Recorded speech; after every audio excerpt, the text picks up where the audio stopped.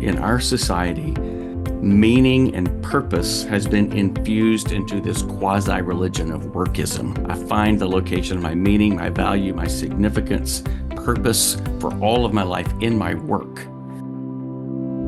Hello, and welcome to Working with me, Dan Doriani, hosting a podcast where we explore faith, work, culture, and the way believers can make a difference in their corner of the world. Hello, everybody. My friend Clay Smith is my guest today. Clay, we've had many a wonderful conversation. You are my number one choice for a conversation about work and overwork. And as you know, this is a podcast about faith and work. And the faith and work movement is great. We want to bring our faith to work in every sphere that we're in. But it's also possible in the faith and work movement to become cheerleading. And, your work matters no matter what it is. And, just do your work. And whatever it is, it's good before God. That's one danger. Another danger is that we're so excited about changing the world through our work, change our corner of the world, which are good things. We want to bring the kingdom as best we can. We pray thy kingdom come, and we can do that. But we can also get caught up in career and careerism and find way too much of our identity in that sort of thing. So, Clay, I know you, but I want to make sure everybody knows who you are. Clay has been in business and finance in his earlier stages of life, but has been a pastor, and for quite a number of years, 20 years roughly now, a lead pastor at two large churches in cities that had a business center, and you were near the business center, and a university of size and importance, and you were near the university. So you've been around a lot of people who are very talented, very driven achievers, and yet they're still sinful. So how have you seen this at play? Where have you seen people taking the idea of working fervently to the Lord and maybe change your corner of the world for the sake of bringing the kingdom to excess and found their way into idolatry over work? Yeah, I remember preaching once about work. For a few years, I've done a faith and work sermon on Labor Day weekend, just kind of giving people categories, talking about overwork one year. And a business leader said, have you ever thought about addressing the other side of that too? There is a sense in which we need to be called to doing hard work well for the kingdom of God. And that was a helpful rubric for me to think about. There are twin errors there. There's the error of laziness, there's the error of overwork. And I think that they probably come from a similar place in our heart that revolves around identity, where our identity is found. So as I've thought about this, taught, counseled, worked with people about this, I most often find myself going back to the sense of identity. Who, at your core, who are you, and where's the locus of your fundamental identity? That seems to be getting underneath both sides of error, thinking about work. Yeah. So just to maybe flesh that out. So some people would say, in my experience, you can comment if it's similar to yours, my work is just what I do to make money, take care of my family, but that's not who I am. I mean, I'm selling something or providing IT services. Don't really care about that. I just want to have money so I can be an outdoorsman or a family man. That's my real identity. And what I do on the weekend is what really counts. And then there are other people, and I'll confess that a lot of pastors are like that, and I certainly would be willing to put myself in that category, that for some reason aren't sure who they are. Maybe they did poorly in school at some point. Maybe that coach who belittled them, or a teacher who said, you're never going to go to college, or whatever it might be, or a parent who was harsh and belittled them. And they say, well, I'm going to prove the world wrong. And I can still remember my coach's name that did this for me, by the way. Yeah. I've had the same conversation with one man who at least 7 times has told me that his parents told him that he wasn't college material. Ooh. And I mean, he's really gifted. He got a PhD. He's not college material, he's PhD material. He's very successful, but he wants to prove his parents wrong. Yes. And prove the doubter, the skeptic, the coach wrong. I am a person of, or maybe you were very unpopular in high school. So those are the two sources, I think. Is that what you see? I think so. But I've seen more in the recent years I remember reading an article, I think it was in the Atlantic in 2018, 2019, somewhere around there. I can't even remember the guy's name, but he used a phrase I'd never heard before. He called it work-ism. Yes, yes. He said, Derek Thompson, I think. Yeah, yes, that's it. Derek Thompson. yeah. That's right. Yeah. Workism. And what his assertion was that as the sense of religious truth is taking less root of identity building and identity making in our society, something else shall replace it because we're fundamentally worshipers. Um, and his assertion was that in our society, meaning and purpose has been infused into this quasi religion of workism. And that is, I find the location of my meaning, my value, my significance, purpose for all of my life in my work. And that does all kinds of things in people's hearts, like mine and yours, who, as Calvin would say, our hearts routinely make idols, factories of idols. Workism fits there.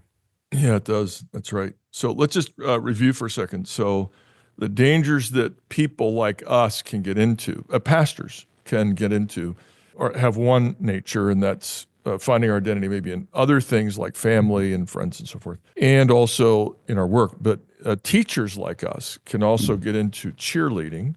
Your work Yes, matters. that's right. And we can get into No matter pushing what you people. do, your work Right. matters. Regardless. Almost regardless. I mean, if not drug runners or, pimps or something.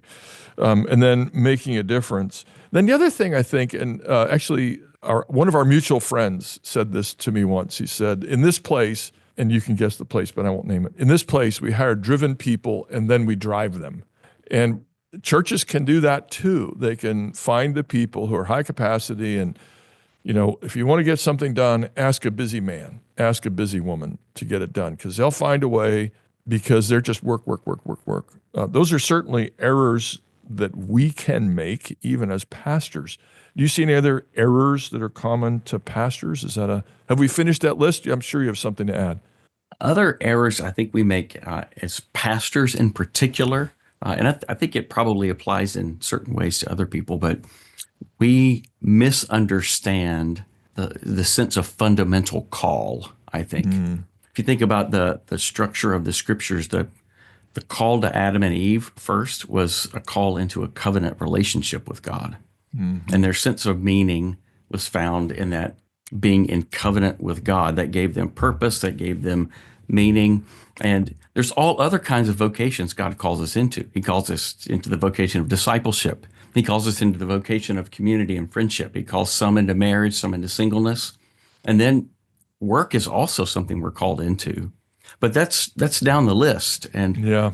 I think pastors sometimes, because we sense it's a special call of God, we put that call at the top as almost side by that covenantal relationship with God is what gives me meaning because I'm serving God after all. And that can, of course, apply to people in medicine where we're so clearly helping. Education maybe is prone to that. That's right. I mean, That's what's right. more important than helping young people develop? Maybe inventors also who are trying to come up with some solution to a problem. Anyone who's sees God's call as a call of restoration, a call of renewal, to reweave the fabric of his good creation. And all of our work can fit into that. And so therefore it can take on a sense of primary meaning rather than an application of being a child in covenant with God. As we read the Bible, of course, and we look to the word call, Christians are, okay, what's my call? What's my calling?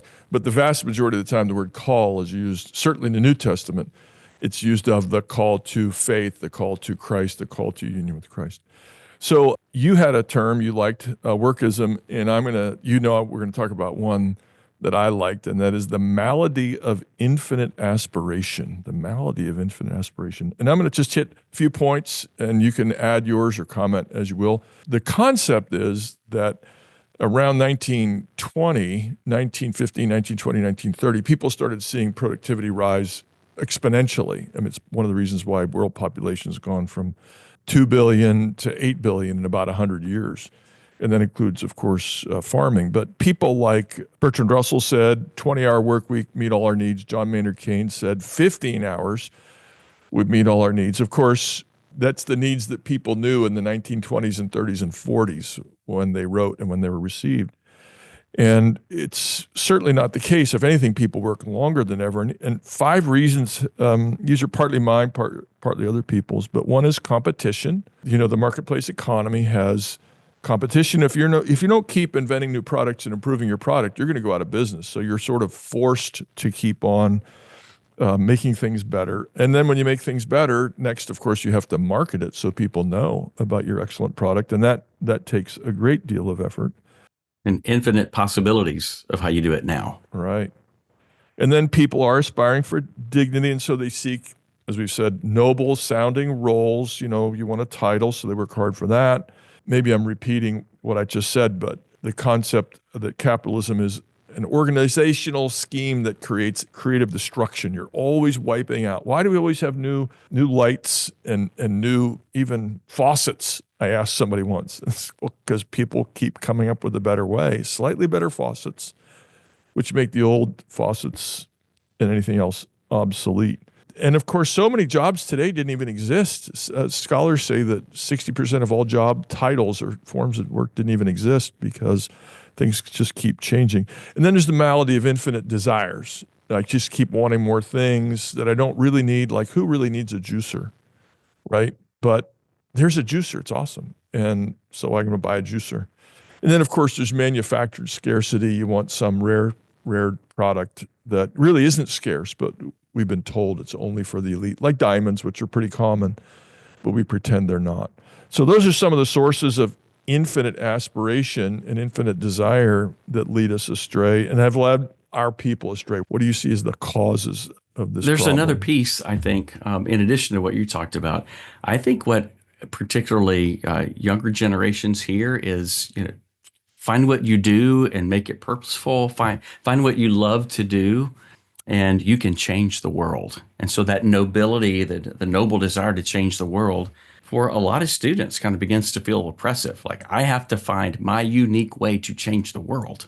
That's a pretty heavy burden. I know that my own children have asked questions about this, like how do I know that I've found the right thing? How do I know that I can change the world in exactly the right way? It's a pretty big burden.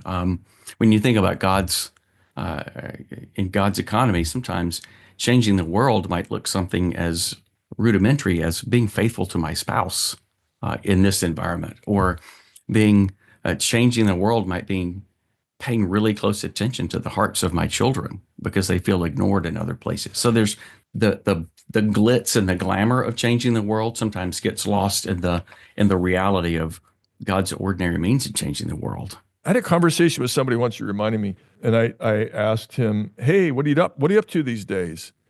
And he told me later, he said, that question made me feel really bad. Hmm. I said, how can the question, what are you up to these days, make you feel really bad? He said, well, because I didn't think I had a good enough answer. Hmm. So I think that's a conversational form of what you're talking about, the burden Exactly right. of some great nobility. So there's an author that you and I at least know about. I've read some of his work. I'm not sure how much you have, but Cal Newport, who's a work guy, a work theory person, and he's written some books with crazy titles like the 4 Hour Work Week, which of course is completely bogus, but it gets lots of readers. But he does have some really good thoughts, and one of them is you should ask questions like, if I got one thing done this year, and that one thing would make it a good year, what would that be? Hmm. And so by asking that question, you move away from, I've got 41 things to do. No, there's one big thing I have to do. Then there are many other things, but I'm not going to worry about an enormous list. And that can allow us to, and he's a fan of this, work at a natural pace, which is why he's a foe of texts and emails. So he's basically a person who wants us to focus on the big issues and on quality, doing a few things very well. Do you find that helpful? Do you counsel people along that I line? Do you do. live by that yourself? I find it very helpful, and I have found it very difficult to live by that myself. We've known each other a long time, and it's interesting as we began our time. You said, think about work and overwork. I think about you, Clay. I'm guilty. I have I'm a 3 on the Enneagram. I love to achieve, love to perform. And so doing more things better has been kind of what I've lived for in some ways. But over the past couple of years, I've been forced to ask some of Cal Newport's kind of questions because, as you know, I've hit this major health issue, a migraine sufferer, and they've been crazy. And I haven't had the ability, the stamina, the time, the ability to focus that I had earlier in my career. And so I'd been forced to ask some of these questions. What's most important? I only have the energy to do one thing today. What should it be? I only have the energy to pursue 2 projects over the next couple of months. What matters most in my sense of what God's doing in me and through me? So that Cal Newport's rubric, I think, has been helpful for me to think about when I'm forced to relentlessly focused to make a decision about how I'm going to spend my time. Let me draw you out in this. And so, for the sake of our listeners, Clay is one of these guys who's had a lot of abilities, a lot of discipline, and got a tremendous amount done. And then when he says migraines, there are different concepts of migraines. But this is, on a scale of 1 to 10, as we sometimes say, this is an 11. This is, completely debilitating at times and causes significant loss of capacity to focus and energy and just massive dizziness at times. So this is not minor. This is not a man complaining about headaches. This is life transforming. And you have periods where it's not nearly as bad, thankfully. But as a man who worked hard and got a lot done and now can't work as hard, what's your distilled wisdom from this experience? Boy, that's a big question. We did another podcast about what chronic illness teaches you and God's economy of sanctification. But maybe you don't have to do the whole thing. Just with regard to work and overwork. Okay. Right. One of the things I've learned, I think I would put at the top of the list, is that living a life that feels dependent on God day after day after day is a fruitful life. I think earlier in my life, I lived and worked so that I wouldn't feel dependent. I tried to accomplish things so that independently things happen. But there's something that the Lord's done through these couple of years of intensity of pain, that the beauty of day by day realizing the sustaining grace of God is where joy is found, is where a sense of hope is found. It's not in getting another thing checked off the list, but something happening that I felt like God gave me the privilege of being dependent on Him to bring about the results. That's been transforming for the way I pray, the way I think about my ministry. I mean, we talked about Psalm 127 earlier about God gives sleep to His beloved. We can rest because God's still on the job. I've always believed that. There's something beautiful about being forced to realize I can't do anymore. And if something is going to happen, God's going to have to be the one at work because I've got to take a nap. I just physically can't do anything more. Yeah. So just to share personally, I'm in a position right now that has me very often pressed to work 13 or 14 hours a day. And I'm older than I used to be. There was a period of time when 13 or 14 hours was, it's a little bit of a long day, but not, 13 is not bad. 13 is fine. 14 and a half starts to make me feel uncomfortable. 14 now makes me really tired. And it's been instructive for me, not in the same way as for you, but I think probably, not everybody has the same level of energy. There are people who aren't sick who just say, I'm done after 8 hours or 8.5 hours. And it's really pretty large number of people, apparently, who are in that position and need to receive that limitation. So let me switch, unless you want to say anything more about that, or I want to switch to another topic. I want to say one more thing please. About this topic. I read a fantastic book last year by Kelly Kapik. You probably have read that book. Yes. You're Only Human, I think is the title of it. Yes. And his discussion of limits was really formative for me because he puts limits in the category of creational good rather than fall. So the fact that I am a limited creature, the fact that I can't do all these things that I want to get done, is actually a manifestation of my creatureliness in distinction with God, my creator. And so the desire to want to keep going over and over and over, actually, that's the manifestation of the fall, not the limit. The sense that I feel like I have to be omnipotent or omniscient or Or omnipresent. omnipresent. For what it's worth, I had him on this podcast about a year and a half ago to discuss that very book. I agree. The book was very moving to me as well. And we should embrace the goodness of creatureliness, which includes one of the best, talk about the omnis, one of the best cures for omnicompetence. Oh, Clay, Dan, George, Jennifer, you should do this. You're the one to do this. Well, no. There are so many people with so many skills. And as a creature, they have skills I don't have and never will have. You just don't know about how awesome that person is. And I send you to them, not to get rid of the labor, because they're better. And That's I'm a right. limited creature. That's right. Well, let's talk about creaturely limits a different way and work and overwork. And I want to, I'll tell you what I've done, and then you tell everybody, I'll tell you and everybody what I've done, and then you tell everybody what you've done to try to focus on things in a way that you can work hard and get more done without overwork. And so there are two things that are kind of opposite to each other, but one is to say there's some tasks that simply are not worth doing well. They have to be done, and there's no point in belaboring it. A thank you note or a note of empathy. You don't have to get it perfect. Just write the note, love you, thinking about you, praying for you.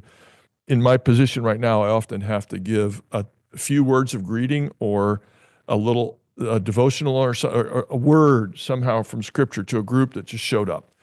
And I say, I'm glad to do that. Please understand that I will be preparing to do that as I walk from my office down the hallway to the meeting place. And the hallway's long enough. It's a long hallway, maybe even a very long hallway. It's just like a 1 minute hallway. But I can come up with a decent devotional in 1 minute because they told me who it's going to be. And I know this kind of person and I've got lots of scriptures. That's one. But on the other hand, I had a mentor way back who told me once, when he kind of sensed I'd be a college prof or seminary prof someday, he just looked at me after he gave a lecture and he said, you'd be interested to know I spent 40 hours in this lecture. And I thought that was just pure insanity. Why would you spend 40 hours on one lecture? Now, there was a big lecture, a lot of people, but it just was so jarring that it stuck in my mind. And I realized slowly that if you're going to give a lecture, a big lecture to leaders, let's say, or a large crowd, or you may give the same lecture multiple times, it's worthwhile to put in 40 hours or 50 or 60 hours on one lecture because it's that weighty and that strategic. And what you have to do is decide when it's time to put in, I'll say, exuberantly extravagant levels of labor on something, and when things are worth a scribble on a piece of paper, 5 words. That's what I've learned. By the way, I got both from a mentor when I was in my 20s. One person said, Dan, don't do everything well. And the other one said, do some things with extravagant preparation. Who's taught you things that are useful on that front? What would they be? What would you pass on? One person told me one time, you don't have to do it perfect every time. Just spend the 1 minute on the devotion. As they said, because in reality, your whole life has been spent bringing you to this minute. Yes. And so realizing the overflow of a vibrant relationship with a loving Heavenly Father comes out and blesses people without us having to over prepare every time. I remember being in Uganda, and I was at a service that was celebrating someone's life who had been preserved, and lots of people in the village had been murdered. I was there when I worked for Food for the Hungry. And the archdeacon of the Church of Uganda was the main honored guest, the main speaker at this event. And as he was walking to the podium to begin the service, he whispered to me, "You are our honored guest today, so you will be delivering the sermon." Right. Like, That's okay. All didn't right. I tell you that happens when you go overseas? Right. I should have listened better. And so you have what do I do? I don't have 40 hours to spend here. Right. And what was helpful then is I just thought about what had I done? What did my Bible reading the past couple of days? What had the Lord Right. been teaching me? Hmm. And the Lord used it in that moment. It was a blessing to those people, a blessing to me to see the Lord prepares the lesson, the Lord honors the diligent work, but the Lord also prepares the person Yeah. to be an agent in the moment. Yeah. It's the fruit of a lifetime. There's no Right. question. When Right. somebody says, "Hey, Clay," or, again, whoever we're thinking of, "Can you say a few words?" When they Yes. say that to me, I say, "How many?" They go, "I don't know, 15 minutes." I go, "That's like 5,200 words." No, it's not that many. It's 2,200 to 2,500. It's a lot of words. It's a lot of words. You Yeah. should have warned me, but they don't, and we have been prepared. It's exactly true. I want to talk a little bit about the scriptures that we draw upon. Mm, And for satisfaction, I want to share one of finding satisfaction and one with regard to warning. I'll start with warning. Proverbs 22:29 through 23:4. It's one of those places where those chapter divisions don't help us. Starts off 22:29. Do you see a man who's skillful in his work? He will stand before kings. He will not stand before obscure men. So that means, hey, do a great job. People will notice you. It may not be a physical king, of course, politically, but it could be a king of art or of music or of sport or of finances or inventing, transportation. If you're great at something, you will stand before great people. So I want to do great things. I want to stand before great people. But then there's a string of warnings. And it doesn't say, but on the other hand, it just says, well, you'll stand before kings. Then 23:1 says, when you sit down with a ruler, put a knife to your throat. If you're given to appetite, don't desire his delicacies for their deceptive food. So you're welcome to the king's house, but don't gourmandize the expensive cheese and wine. And then he says a little bit later, don't toil to acquire wealth. Be discerning enough to desist. When your eyes mm, light upon it, it is gone. So mm, you want to be great? Why would you want to be great? See, the king notices you, but it's deceptive. mm, He says, look at my food. And, of course, the day of scarcity in most cultures, they present their food. They don't really want you to eat it. And we would say their analogies today. I want you to be with me, but they don't really want you to be there. They want you to be seen there or something like that. And then, of course, if you toil to gain wealth, you need to know that it will fly from your hands. It's not going to abide. So those are the warning passages that I come back to. And you said something or implied something really important that ambition in and of itself isn't wrong. Right. Right. Desiring something good and important and doing something meaningful, that's not wrong. Ambition is a great tool in the hands of the Lord. The question is toward what is our ambition aimed? In the New Testament, there's ambition. Like Paul says, it's my ambition to plant churches where Christ's name has never been known. That's a good and godly ambition. And then there's selfish ambition. They're separate entities, Right. turned to godliness or not. So thanks for that clarification. I also have, their God is their belly, their appetites, their desires. That's another warning. Be careful of your appetites. I'm not prone to overeat, but I'm prone to other forms of excess. So what's my appetite? What's my belly? In the sense of ceaseless appetite. So what are your warning passages? And then we'll talk about hopeful passages after that. One of my warning passages is 2 Corinthians 5 in a Mm. turn it upside down way. 2 Corinthians 5:15 to 17 says Jesus, he died for all that those who might live might no longer live for themselves, but for him who for their sake died and was raised. Therefore, if anyone's in Christ, is a new creation, the old's passed away, the new has come. And then Mhm. the warning there is for us to see and recognize that driving impulse to live for self, Mm. that I do things, I achieve things, I am validated. My meaning is living for myself. And what I think Paul is saying there is realize you've been bought with a price, and all of that good impulse of ambition is oriented toward not living for yourself, but for him who died and was raised. So there's the beauty of God's renewing, restoring kingdom is worthy of our ambition. Me making a name for myself, prizing fame above all other things, isn't worth all of my ambition. Jesus is, the kingdom is, but not my kingdom. I remember watching television 2016 Golden Globe Awards. Now, you know me well enough Okay. to know that I don't That's I don't that's a watch surprise. those shows. I was flipping the channels Okay, and good. came across the Golden Globe Awards 2016, and Jim Carrey was being introduced. I think Jim Carrey's hilarious, and so I just stopped to watch what might Jim Carrey do. You never know. And they were introducing him and said something like, "Please welcome two-time Golden Globe Award-winning Jim Carrey," and everybody applauds, and he walks out onto the stage, and this was the first time he had been seen in public since his girlfriend had committed suicide 5 months before.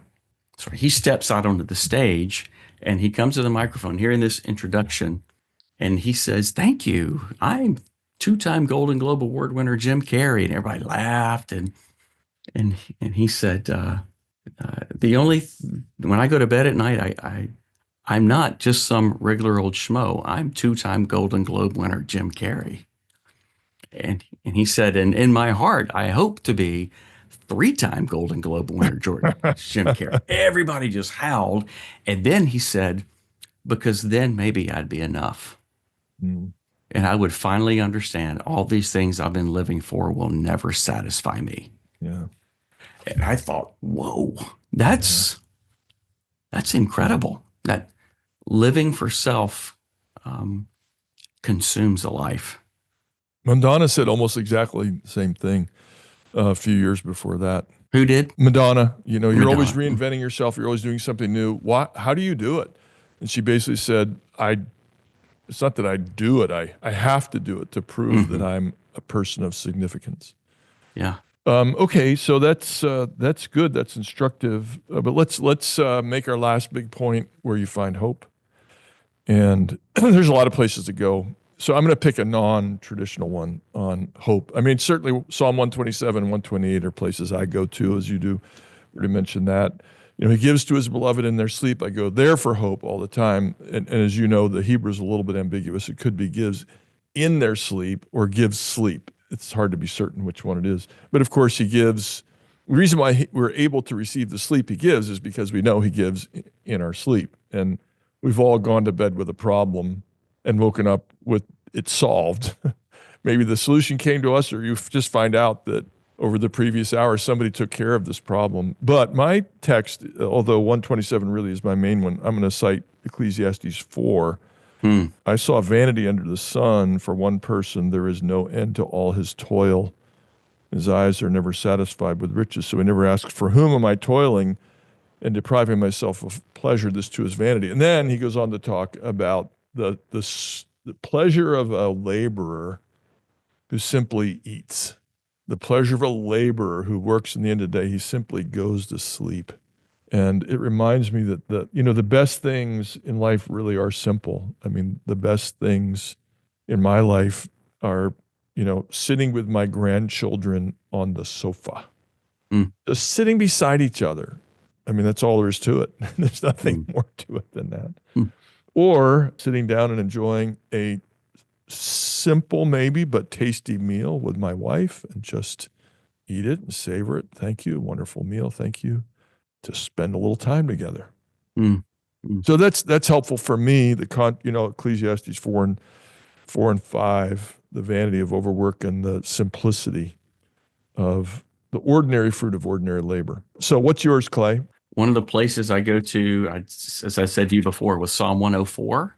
Again, thinking about the beauty of what God is doing. You cause the grass to grow and the livestocks and the plants for men to cultivate, bring forth food from the earth, wine to gladden the heart, oil to make his face shine, and bread to strengthen man's heart. Just there's hope in knowing that God is at work in this world doing something beautiful. And sometimes we can sit and simply receive, enjoy what he's done as his beloved children. And that sense that God's working and he blesses us with the favor of enjoying that work and the freedom of knowing that as his image bearer, I've been invited into that work that he's doing gives me great confidence that the Lord is the one who takes our efforts and makes them sing. And they're so much better than we could have ever imagined that they would be in his hands. That gives me a ton of hope. That also, I'd be interested if it works this way for you. That reality also enables me to take a risk that I'm afraid of taking. It helps me back away from that fear of failure sometimes. And God's the one who makes these things beautiful. God's the one who takes our efforts and makes them work. If my identity's not tied to it, my value's not tied to it, God could do something great. It gives me a lot more freedom to take a risk sometimes. Does that ever feel like that for you? Yeah, as a preacher, my style is to kind of assume that a huge number of people who are present are not present in church often. So I just throw out ideas. I just throw out a sentence, and if I can't explain it because there's not enough time. And it's interesting how often people will pick up just a throwaway sentence or a Mm, short thought in a sermon and say, I needed that. And, mm. I almost didn't say it. And Yes. maybe I only decided the last moment, you know how it is when you're kind of running out of time. Shall I say this or not? There it is in my notes. Yeah, I'll say it. And then they say, oh, that was what I needed. And God is superintending our work. You reminded me of something. I read very recently a book by a man named Ephraim Radner, and he had this little line that intrigued me. He said, it's important when we think about time to not constantly think about time in the categories we use today. Time as coordination of effort. You show up at 9:45, I'll show up at 9:45. And as time spent on this task or that. He said, better to think about time as time offered. Now, it was so arresting, I stopped before I even finished the sentence. And I thought, oh, what a great way to think about time, that it's not just something you spend, but it's something you offer yourself to others. But as he finished the sentence, he said, it actually starts with God offering us time.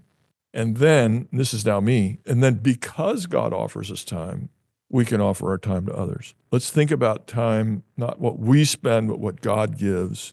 And anytime God gives us something, we can pass it on to others. Mm, I thought that mm. was marvelous. That's that's brilliant. Yeah, it is. It, It's it brilliant. really Yeah. it really it turns on its head the question that we so often ask, have I done enough? Yeah. It turns it back the other way to say, what have I offered Out of what God offered me out of what first. God has offered to me? And enough is really not the calculation that needs to be asked. It's what have I offered that God's given me to offer. That's that's very helpful. We've worked together, known each other for a long time, Yeah. um, and I think we share a lot of things in common. In growing up, being taught to work hard, Mm, and I wonder what you would look back on your 26-year-old self beginning in mm, your working life, your professional life. yeah. What would you say to Dan at 26 that would have been helpful for him to hear about work and overwork? I was taught to work hard, but also taught not to work hard. So there was one side of my family, everybody worked really hard. And the other side, they didn't, to be honest. And my mother made the most of her abilities, and my father did not make the most of his abilities and really had a very hard time disciplining himself. So I was probably, by all accounts, a lazy child. And I give into the proof. I could give you lots of evidence for it. And then I became a Christian in college. And shortly after that, I repented of my laziness and just went way to the other side. I mean, insanely to the other side.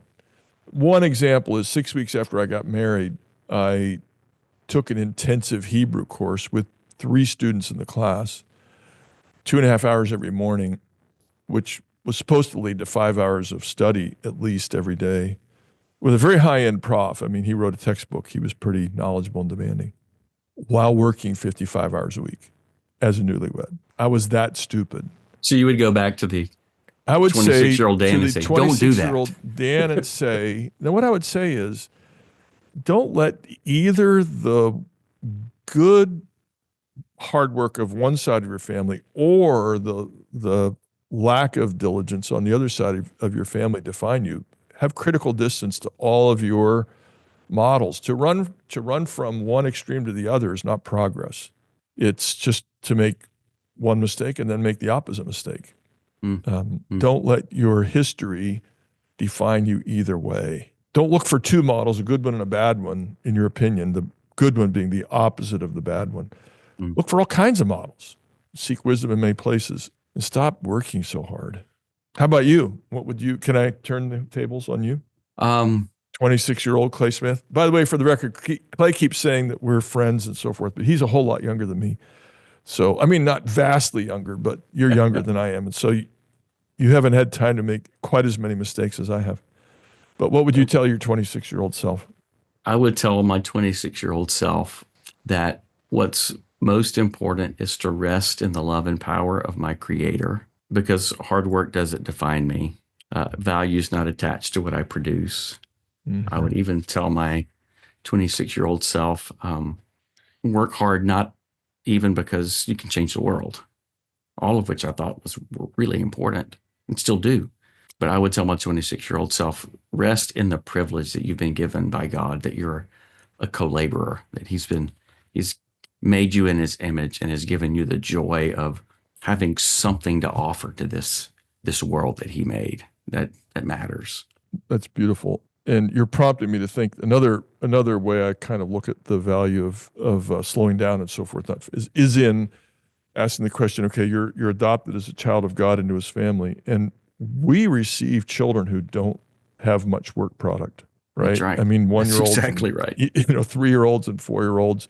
And really end of life, I mean, people aren't producing much, but they're still God's children, God's beloved. And we delight in them. We do. Even in their inability, we delight in. There has to be an analogy to the way our Heavenly Father thinks of us too. Exactly. Well, Clay Smith, pastor, wise person, conversation partner, thank you for joining the Center for Faith and Work podcast today. It's always a pleasure to talk. Thank you for giving me a portion of your day. Thanks for having me on. It's a joy. Always a joy to talk to you. Working with Dan Doriani is a production of the Center for Faith and Work St. Louis. We seek to promote faithfulness in the workplace, in education, in discipleship, and in the stories of believers who've applied their faith at work. If you want to put your faith to work and change your corner of the world, visit our website, the Center for Faith and Work St. Louis. Look for faithandworkstl.org. That's one word. We'll help you start a cohort with like-minded believers who also want to practice their faith at work. This podcast is donor-supported. To keep us going, please donate on our website. Maybe more importantly, you can support us by listening, by subscribing, by sharing, by liking us, by posting us on your favorite platform, or go old school and tell a friend.